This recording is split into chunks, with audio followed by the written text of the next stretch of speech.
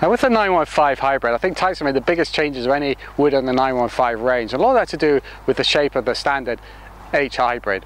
It's a lot more rounded at address, and it's not got away from that pear shape which you had with the 913, which I really prefer actually, because I kind of felt when you had the 913 down, it was just asking to go left, and sometimes when you teed up a little bit high, it did do that.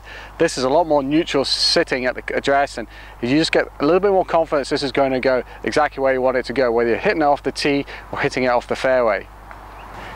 And when you turn it over, you'll notice the other big change, which is the active recoil channel, or the arc, which is in the sole of the club. Looks a little bit like a slot, but I've been told by Titleist to tell you it is not a slot. It's actually a channel, because it actually goes right around the face and into the heel and the toe of the club. And it's there really to increase the ball speed on those off-center hits, and particularly with those lower on the face, which is really going to happen quite a lot with this club, because you are going to be hitting it from the ground a lot more than you are from a tee.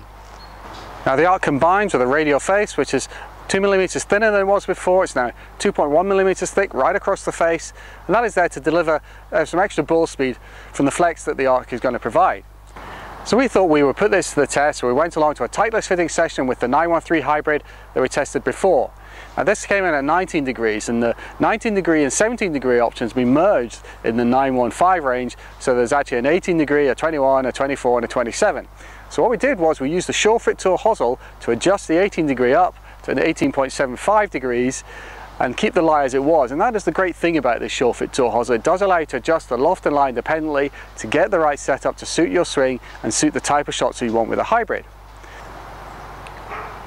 Now the results of this on TrackMan were quite amazing. Even my 90 mile an hour swing speed with a hybrid was the extra 5 miles an hour ball speed, 450 RPM less spin, and that was translating to an extra 13 yards of distance, which made a tremendous difference to the performance of this club for me, because then with the fairway wood and the driver in the 915 range also going that little bit further, it helped to fill the gaps between the two, and I was able to even mess around with the lofts a little bit more in order to get the right gaps between the fairway wood and the iron for the hybrid to slot into. And that is where a Titleist fitting session will be ideal for you, because it is about those gaps. It's all very well hitting clubs further, but you've got to have consistent gaps between every club in your bag in order to cover all the yardages you need to cover.